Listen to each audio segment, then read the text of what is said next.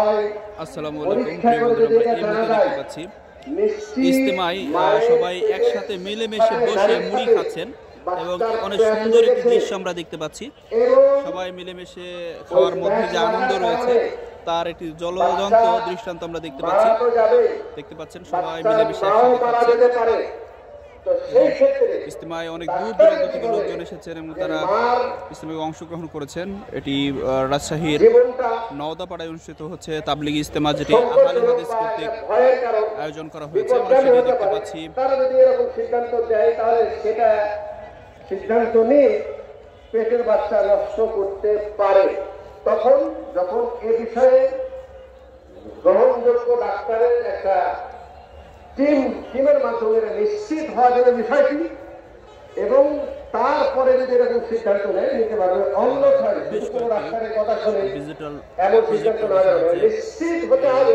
এই কারণে বাচ্চা বা বাচ্চার মা ক্ষতিগ্রস্ত হবে, মারা যেতে পারে, মারা যাওয়া এরকম সিদ্ধান্ত। আর কোনো অন্য কোনো ক্ষতি যে মারা যাবে না, অসুস্থ হতে পারে, তাহলে সেই ক্ষেত্রে বাচ্চা নষ্ট করা যাবে না। ভাই, আপনি কোথা থেকে এসেছেন? আমি বগুড়া শাহজাহানপুর থেকে আসছি। বগুড়া থেকে কবে এসেছেন? গতকাল এসেছেন। এখন এখানকার পরিবেশ কেমন লাগছে আপনার? পরিবেশ খুব ভালো। দুপুরের সময় একটু সবাই রেস্ট করতেছে। ও আচ্ছা আচ্ছা, এখন একটু রেস্ট করতেছে, গোসলাত করছে এবং কিছুক্ষণ পরে জুমার নামাজ হবে। ও এই জন্য এখানে জুমার নামাজে বিরতির জামাত হবে। জুমার নামাজের সময় পুরো প্যান্ডেল ভরে যাবে।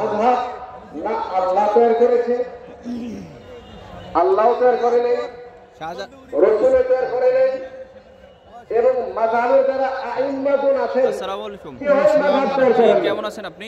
আলহামদুলিল্লাহ। আপনি কোথা থেকে এসেছেন? পাবনা থেকে আসছি। পাবনা থেকে আসছেন।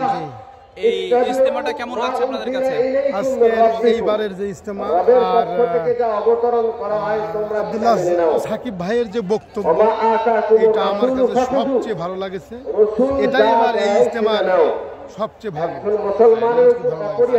ধন্যবাদ আপনাকে। আল্লাহ এবং তার